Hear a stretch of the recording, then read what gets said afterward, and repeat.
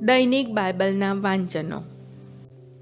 તારીખ 7 જાન્યુઆરી 2026, પ્રભુ પ્રકાશના પર્વ પછીનો બુધવાર. આજે માતા ધર્મસભા સંત રાયમુનનો તહેવાર ઉજવે છે. પહેલું વાંચન સંત યોહાનના પહેલા પત્રમાંથી અને શુભ સંદેશનું વાંચન સંત માર્ક કૃત ગ્રંથમાંથી.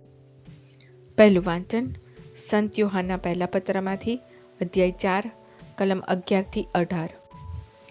વહાલા ભાઈઓ, ઈશ્વરે જો આપણા ઉપર આટલો બધો પ્રેમ બતાવ્યો છે તો આપણે તો એકબીજા પ્રત્યે પ્રેમ રાખવો જ જોઈએ.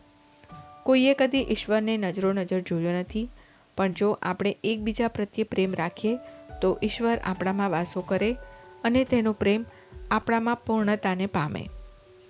આપણે ઈશ્વરમાં વસીએ છીએ અને તે આપણામાં વસે છે. એનો પુરાવો એ છે કે તેણે આપણને પોતાનો આત્મા અર્પ્યો છે. આપણે નજરો નજર જોયું છે અને એ વાતની સાક્ષી પૂરીએ છીએ કે પરમપિતાએ પોતાના પુત્રને જગતના ઉદ્ધારક તરીકે મોકલ્યો છે.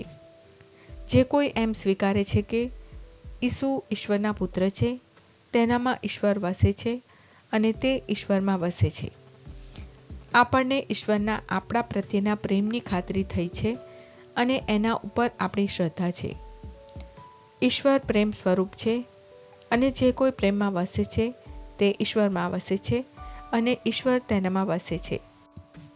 આપણો પ્રેમ ત્યારે જ પૂર્ણતાને પામ્યો કહેવાય જ્યારે ખ્રિસ્ત જેવા છે તેવા આપણે આ દુનિયામાં બની જઈએ, અને તો જ આપણે કયામતને દિવસે નિર્ભય રહી શકીશું. પ્રેમમાં ભયને સ્થાન નથી, બલકે પૂર્ણ પ્રેમ ભયને હાંકી કાઢે છે. ભય એટલે જ સજાનો ભય, અને જે ભય રાખે છે તેનો પ્રેમ પૂર્ણતાને પામ્યો નથી હોતો. આ પ્રભુની વાણી છે, તે આપણો આધાર છે. શુભ સંદેશનું વાંચન સંત માર્ક કૃત ગ્રંથમાંથી, અધ્યાય 6, કલમ 45-52. એ પછી વિના વિલંબે ઈસુએ પોતાના શિષ્યોને હોડીમાં બેસાડીને પોતાની આગળ સામે પાર બૈતસૈદા મોકલી દીધા અને પોતે લોકોને વિદાય કરવા રોકાયા. લોકોને વિદાય કર્યા પછી ઈસુ પ્રાર્થના કરવા માટે પર્વત પર ચાલ્યા ગયા. સાંજ પડી ત્યારે હોડી મધ સરોવરમાં પહોંચી ગઈ હતી અને તેઓ એકલા ભૂમિ ઉપર હતા.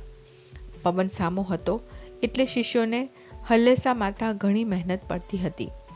તે જોઈને રાતના લગભગ ચોથા પહોરે ઈસુ સરોવર ઉપર ચાલતા તેમની પાસે આવી પહોંચ્યા. ઈસુ તેમની પાસે થઈને ચાલ્યા જવાના હતા, પણ તેમને સરોવર ઉપર ચાલતા જોઈને આ કોઈ ભૂત છે એમ માનીને શિષ્યો બૂમ પાડી ઉઠ્યા, કારણ એમને જોઈને તે બધા અત્યંત ભયભીત થઈ ગયા હતા. પણ તે જ ક્ષણે ઈસુએ તેમને કહ્યું, હિંમત રાખો, એ તો હું છું, બીશો નહીં. પછી તેઓ તેમની સાથે હોડીમાં ચડી ગયા એટલે પવન પડી ગયો. આ જોઈને શિષ્યોના આશ્ચર્યનો પાર ન રહ્યો. તેઓ રોટલાના પ્રસંગનું રહસ્ય સમજ્યા નહોતા, બલકે તેમના મગજ બહેર મારી ગયા હતા. આ પ્રભુની વાણી છે, તે આપણો આધાર છે. પ્રાર્થના. ઓ મારા પ્રભુ ઈસુ, હું મારા પાપો માટે પસ્તાવો કરું છું.